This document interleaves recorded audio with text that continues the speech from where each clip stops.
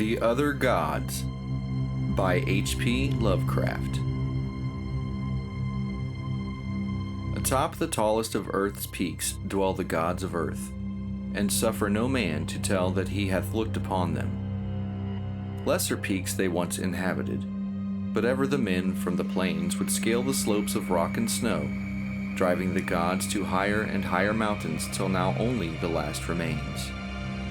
When they left their older peaks, they took with them all signs of themselves, save once, it is said, when they left a carven image on the face of the mountain, which they called Granek. But now they have betaken themselves to unknown Kadath, in the cold waste where no man treads, and are grown stern, having no higher peak whereto to flee at the coming of men. They are grown stern, and where once they suffered men to displace them, they now forbid men to come, or coming, to depart. It is well for men that they know not of Kadath in the cold waste, else they would seek injudiciously to scale it. Sometimes, when earth's gods are homesick, they visit in the still night the peaks where once they dwelt, and weep softly as they try to play in the olden way on remembered slopes. Men have felt the tears of the gods on white-capped Thurai, though they have thought it rain, and have heard the sighs of the gods in the plaintive dawn winds of Lerion.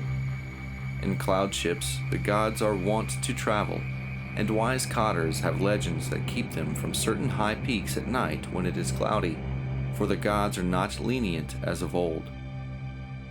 In Ulthar, which lies beyond the river Sky, once dwelt an old man avid to behold the gods of earth.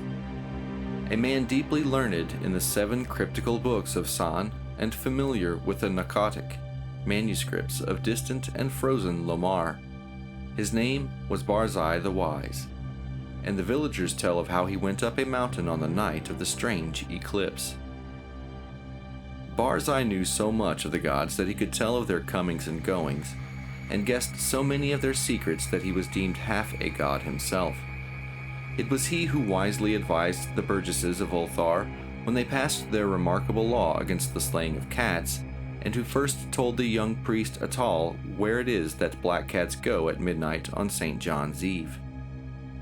Barzai was learned in the lore of earth's gods, and had gained a desire to look upon their faces.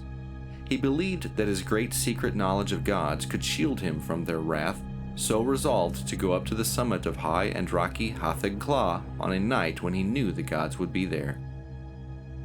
Hatheg Kla is far in the stony desert beyond Hatheg, for which it is named, and rises like a rock statue in a silent temple. Around its peak the mists play always mournfully, for mists are the memories of the gods, and the gods loved Hatheg Kla when they dwelt upon it in the old days. Often the gods of earth visit Hatheg Kla in their ships of cloud, casting pale vapors over the slopes as they dance reminiscently on the summit under a clear moon. The villagers of Hathag say it is ill to climb Hatheg Kla at any time, and deadly to climb it by night when pale vapors hide the summit and the moon. But Barzai heeded them not when he came from neighboring Ulthar with the young priest Atal, who was his disciple. Atal was only the son of an innkeeper, and was sometimes afraid.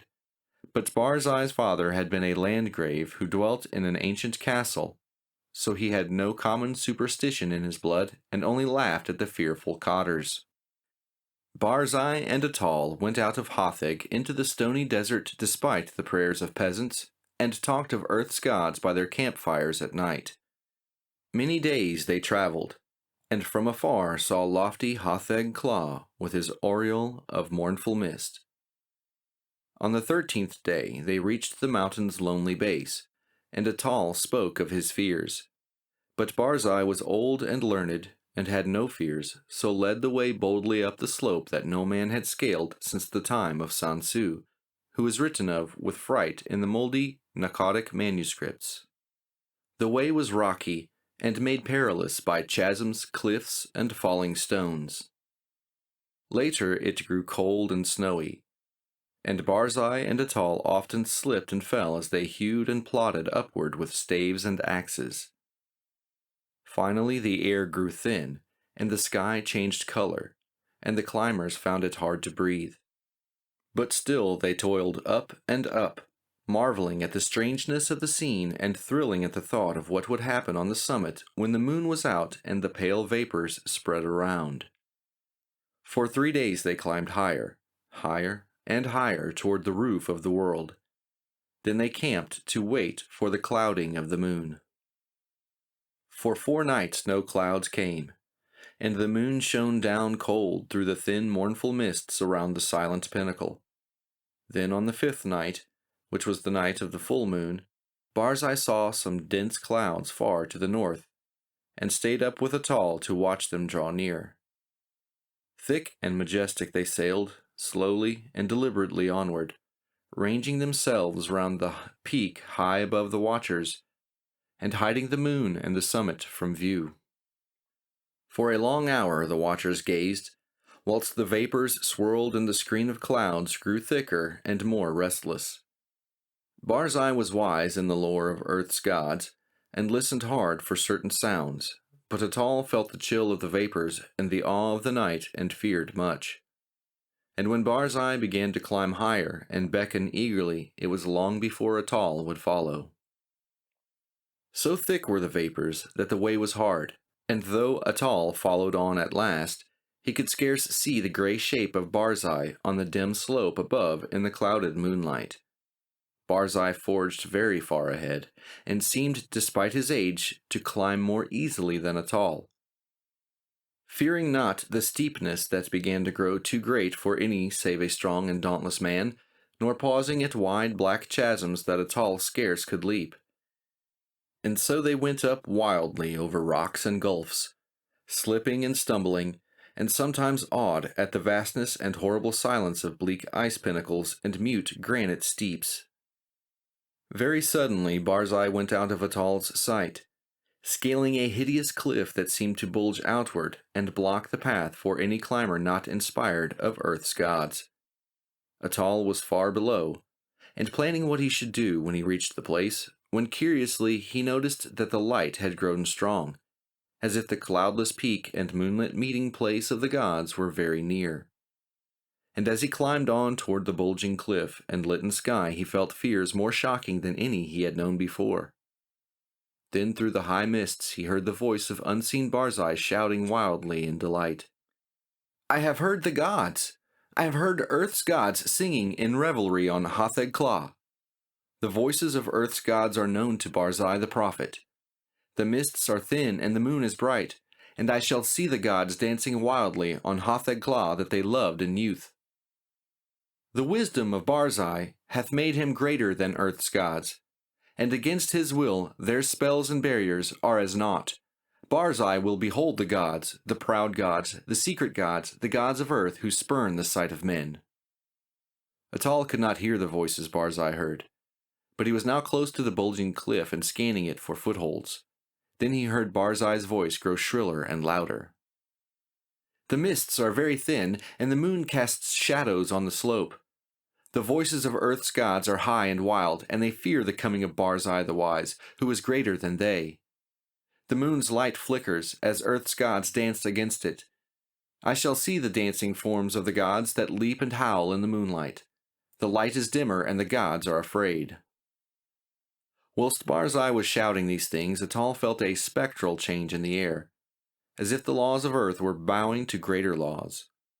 For though the way was steeper than ever, the upward path was now grown fearsomely easy, and the bulging cliff proved scarce an obstacle when he reached it and slid perilously up its convex face. The light of the moon had strangely failed, and as Atal plunged upward through the mists, he heard Barzai the Wise shrieking in the shadows. "The moon is dark, and the gods dance in the night.